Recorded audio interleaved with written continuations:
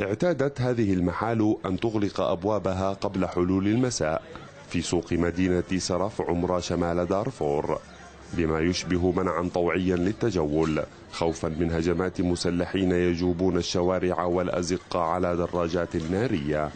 الحال اختلف قبل عدة أيام بوصول قوات جوالة من الدعم السريع للمدينة والتي بدأت بجمع السلاح.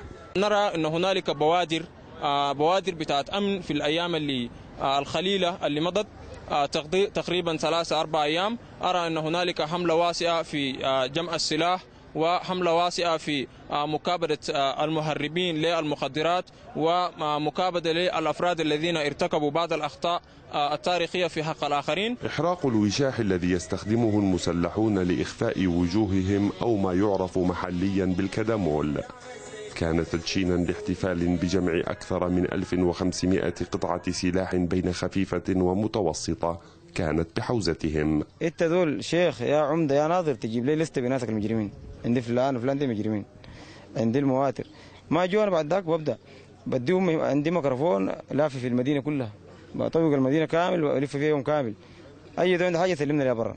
بعد ذاك اليوم الثاني نبدا التفتيش باجراءات، طبعا اجراءات قانونيه، بنجيب من اخواننا من الشرطه، بنجيب ناس الاحياء ذاتهم شاركوا معنا في التفتيش، نفتش تفتيشات. وبحسب تقارير امميه فإن أكثر من 2,000,000 قطعة سلاح تنتشر في الإقليم الذي شهد صراعات منذ العام 2003 حتى أصبح السلاح مرادفا للشخصية الدارفورية.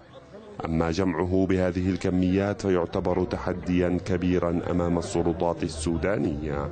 كميات من الأسلحة تتراكم شيئا فشيئا، فوهاتها كانت لأغراض عدة، من التمرد على جبهات الصراع في دارفور إلى التوسع في مناطق النفوذ القبلي، وجمعها اليوم أصبح أولوية لقوات الدعم السريع لتمكين الأمن والسلم في الإقليم. محمد أبو العمرين RT من محلية سرف عمرة إقليم شمال دارفور.